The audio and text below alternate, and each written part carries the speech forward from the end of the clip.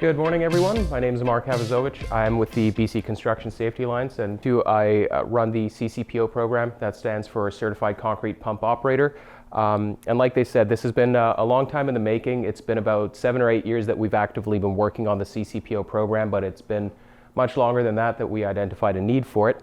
I've been with the BC Construction Safety Alliance for about 8 years now, about 3.5 years in this particular role. So I oversee the whole program and the examination process and things like that. And I don't have a ton of time today, but I just wanted to go through the program with you, give you some basics on how to apply, how to go through the examination process, where you can get the resources and things like that. Like Jason said, CCPO is distinct and separate from what you're doing here today, but they are directly linked because really the training that you're doing today, it leads you towards CCPO. So the manual that you're getting in this course, hang on to it, study it, because it has to a great degree been tailored to get you prepped for this and to get you ready. And I see from the class list, I see a lot of companies that I recognize, a lot of companies that already have people CCPO certified, some that I haven't seen before, which is great. We have about a year now to get everybody certified in time for the regulation that's been passed that comes into effect next year. It's a tall order, but we're prepped for it. That's why we're going to come out to as many of these as we can and encourage you to spread the word as well. That's part of it when you get out there. Let people know about it. It's not a should I, could I, it's you have to do it, right? That's the big difference now compared to where this program was a few years ago. So with that, I'll lead you through it, and then there will be a little bit of time for questions at the end. So if you do have any questions, just reserve it to the end, and I'll be happy to answer those for you.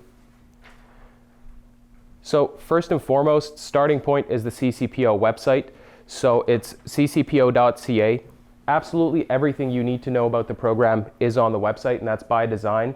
We are a third-party certified, or we're getting third-party certified by the American National Standards Institute to deliver this program.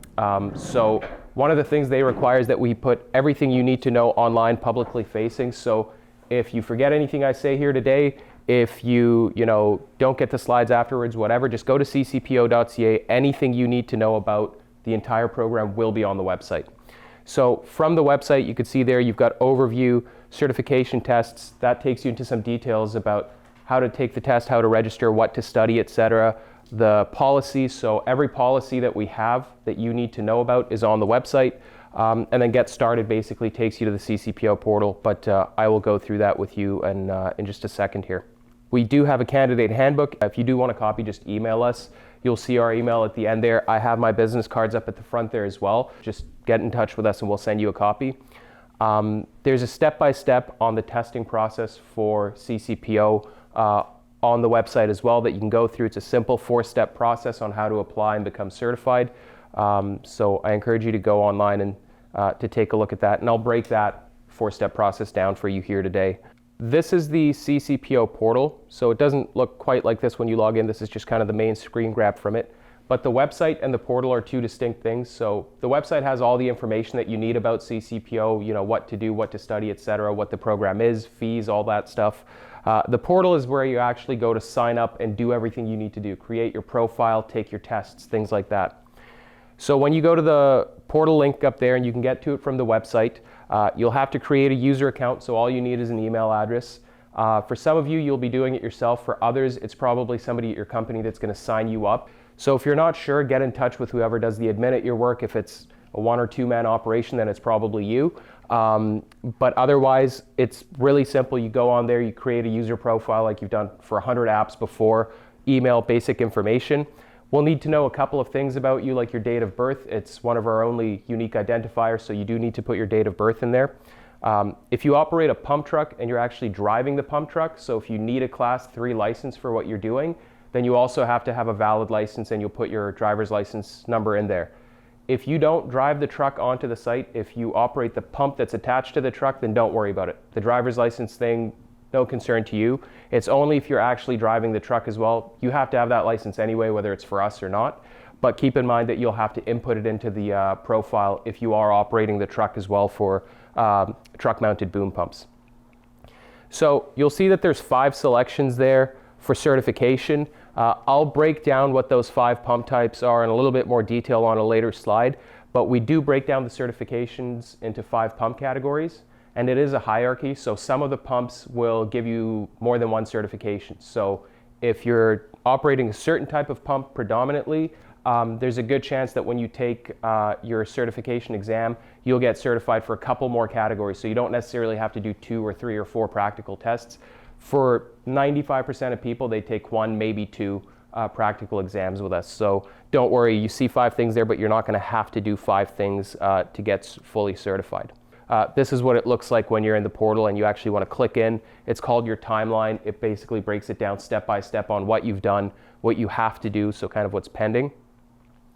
This is what it looks like when you're in the portal. So you see there, payment skip means probably that your company's paid for you, and then we'll go and just override your payment. So you might see that. And then it basically is a timeline that progresses you through what you have to do. There it says exam scheduled, which means your online exam is ready to go. It's just up to you to go in there and take it.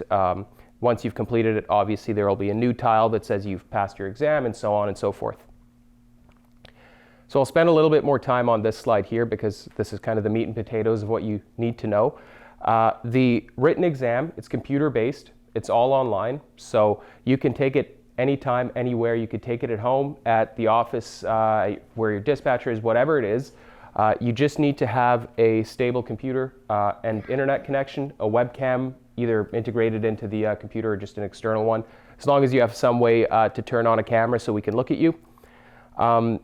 It is proctored through a thing called Integrity Advocate. So it's a virtual proctor that does basically monitoring of your screen and monitoring of your surroundings. So it's watching you the whole time. It's AI based, but there are people that will log on if it triggers any red flags. So if you're on there taking your test and somebody else comes into the screen, it immediately red flags you, and it basically says this is going to be a fail. We'll let them finish the exam, but we're going to fail them because the rule is you can't have anybody else on the screen. So those are things to keep in mind when you do take your exam. Make sure that you've got a solid hour blocked off where nobody's going to bug you, nobody's going to come into your room. If you have pets, don't have them in the room. The things, it can distinguish between people and pets, but if your dog jumps up into the screen, it'll throw a red flag and slow you down for no reason. So just make sure you've got 1 hour in the day set aside, nobody's around you, it's quiet, there's nothing else going on in the room, and that's basically it. It's really not that difficult. You'll have to have a piece of government issued ID that you'll have to flash to this screen, and it'll match the name on that to your name in your profile when you create your account for the portal. So if there's a name you go by versus your legal name, whatever, make sure when you sign up in the portal, it's your legal name or whatever it is on your driver's license, which I imagine most of you will use. If you use a passport, whatever is on your ID, make sure that's your name in the portal. So basic stuff, it'll take that, it'll verify it, make sure it's you. It does look at the picture, so it'll compare to make sure it's you. Once it's done all its verifications, it lets you take your exam, it runs in the background, it won't slow you down or anything like that. The exam is $250 plus GST, and it's good for 1 year. So when you take your written exam, even if you go on to take 5 practical exams, it's just the 1 written. So you don't have to take 5 written exams, you just have to take it once. It's good for a year, so if you get your practicals done within that time, you're good. If you take your written exam and you let a year expire, then unfortunately you have to take it again, but I imagine most of you probably want to take it as soon as you can, like Jason said. And I'll touch on why you want to do that again, why you want to get on it. I can tell there's a lot of people here that are probably pretty new to the industry. Some of you are maybe veteran pumpers. It'll be different depending on who you are. If you're in this class, it means you probably aren't, you're shoring up on your knowledge or you're brand new to it. You can challenge this at any time. So because what you're doing here and CCPO are distinct, we don't require you to do this. We just highly recommend it. So if you're confident, if you know this stuff inside and out, you could go challenge this tonight if you wanted to. I wouldn't recommend it because it's not an easy exam. It really does test competence, so it's not kind of a fly-through thing. All the people that helped design it, including Marcel, know that this really tests you on what you need to know in the field. So if you haven't actually been out there pumping, if you're not very experienced, I would say study the manual you have here before you go in. On the website, we also have some practice questions. We have a study guide basically that you can go through on the written exam page. So I encourage you to go on that, take a look at it. The same stuff is in the handbook as well. So it's all done online. It launches through the website and you've got all the 5 pump categories there. So that covers it. Here are the categories of what we are testing you on, both on the written exam as well as the practical exam. And I believe we're sharing these slides at the end, so you'll get a copy of this. It's on the website as well, so don't worry if you don't memorize this right now. Just like any other exam, you kind of want to be strategic about what you study, and you want to do that here. So those are the categories that we're testing you on. So if you're wondering what kind of things you'll see on the exam, it's that right there. So I encourage you to go on the website and check that out. It's a minimum 70% that you have to get to pass the exam. If you don't pass the written exam on your first try, there is what's called a cool down period. So we don't let you go right back in and pay for it and try it again. You have to wait 60 days. So take it seriously, because starting next year, you have to have one of these certifications. So if, it's October and you fail, it's not going to be a while till you can take it again. And come January, they're going to ask you to be certified. So I would say just be cautious with when you go to take your written exam. Just make sure you're ready for it before you get going. Like I said before, the practical exam is broken down into 5 pump categories, and you see them there. There's the truck-mounted pumps over 41 meters, under 41 meters, low-pressure line pumps, high-pressure line pumps, and tower placing booms. So, like I said, it's a hierarchy, so that's why they're broken down the way you see them on the screen there. The first category, if you get a truck-mounted boom pump for 41 meter and over booms, if that's what you operate, then I would say go get that certification, obviously, because you'll need it to run the truck or the boom that you're operating. What that does for you, obviously, if you're qualified to run a boom that's over 41 meters, obviously we know that you can run one that's under 41 meters. What it also does is it gives you the low pressure line pump certification. So with that one, you get a 3-in-1. It's the same price, it's one examination, but you get 3 certifications. Most people go for that one, even if they don't really operate over 41 booms that often. If you have one on site that you know how to operate and you want to be assessed on, that's the one I recommend. If you never operate booms that size, then don't bother with it. Go with whatever you actually do, right? If you're a residential construction guy and you're just pouring basements and you're never actually on a boom pump at all, then don't bother with it, right? If it's something you think you'll be doing in the future, I suggest it, because it's valuable to get the highest one you can get and then have you cover multiple certifications. Then the other 2, obviously high pressure line pump qualifies you for low pressure line pump, and tower placing booms are the only ones that are a standalone, because it's a specific skill set. We can't offer that in combination with anything else. Just operating a tower placing boom doesn't necessarily give you the other competencies, so that one stands on its own. Generally, what we see is tower placing booms are combined with high pressure line pumps, so most operators will do about a 1.5 to 2 day practical for those, because most people, obviously the tower placing boom is connected to a high pressure line pump, so you'll know how both, you'll have to know how both operate, although most people are usually one or the other. The practical exam is $1,500 plus GST. You can take the practical exam 1 year following your written exam, for up to 1 year following your written exam, so you have some time. If you are ready for the written, say next week, you don't have to go get your practical right away. We would suggest it, but obviously you have a little bit of a breathing room. It is on those 5 categories. If you're wondering what differentiates low pressure line pump from high pressure line pump, because they could be the same piece of equipment, it's 1233 PSI. So if you're pumping it under that pressure threshold, then it's considered low pressure. If it's above, then it's high pressure. So those are the 5 categories of pump types. For our assessments, we actually come out onto the site and observe you as you're pumping throughout the day. So like I said, some of you might be very green and you're not actually out there doing this yet. Some of you already are. The reality is that the nature of the material doesn't allow for us to do this in a static location, so we have to come out and observe you in place, basically you doing a real job. The way that works is after you've paid for your practical exam, after you passed your written, we get in touch with your dispatcher, and then we coordinate directly with the dispatcher to find out where you'll be operating one of those pump types at a convenient time for you as well as for our assessor to come out. And they'll be out there as early as 6 a.m. if they need to. So they're there before you and they leave once you're done cleaning out your equipment. So it's a whole thing. They go through absolutely everything you do throughout the day as an operator. They have iPads with all their examination questions on there, and they'll basically just shadow you throughout the day. All our assessors are seasoned veteran pumpers, like 20, 30 plus years of experience between them. They know exactly what they're doing on site, so they're not going to show up and interfere with you. They've been on thousands of these jobs, so they're not going to slow you down. they'll stop you at times and say, can you tell me what this is? Can you, demonstrate the following, etc. But as if you're thinking, I've got a job to do, I can't be, dealing with this guy, don't worry about it. All the feedback we've gotten so far is they're non-intrusive. If they need to hang back and let you do your thing, they will. So they're not going to get in your face and say, no, stop what you're doing. You need to show me something, unless you're being really dangerous. If you're doing something unsafe, they will step in. But otherwise, they're really just in the background monitoring you, making sure you're doing what you're supposed to be doing. They're all computer-based scoring systems. The assessor is not scoring you and telling you whether you passed or not in that day. So they'll probably tell you how you did. If it was catastrophic failure, you'll know. But otherwise, just, wait for about 1 to 2 weeks to find out what your results are, and then we'll let you know.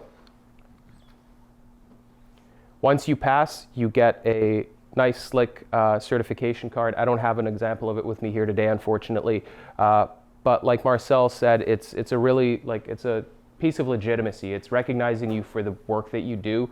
It really makes it like any other trade where you have a real certification that's recognized by the regulator, that's recognized by the industry.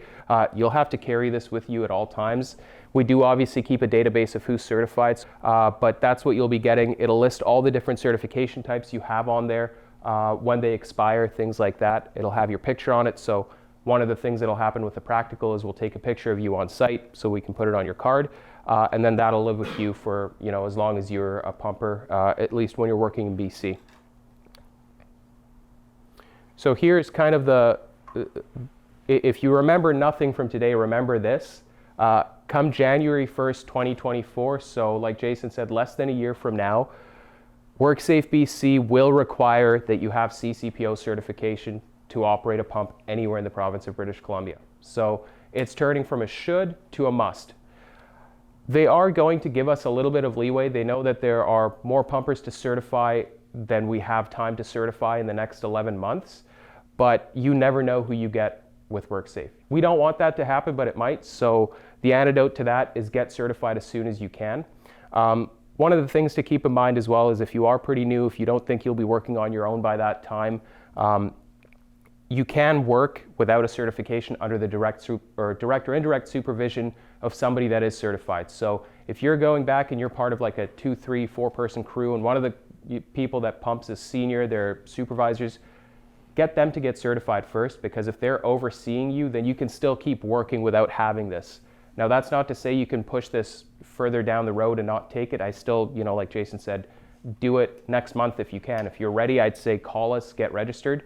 The reality is that most people leave things to the end. So call us now, get in while we have assessors that have time, that have availability, that can get out there. By midsummer, they're going to be booked out probably well into 2024. So I highly recommend that you read up on the regulation. The link is tiny there, but you can click on it when you get the slides.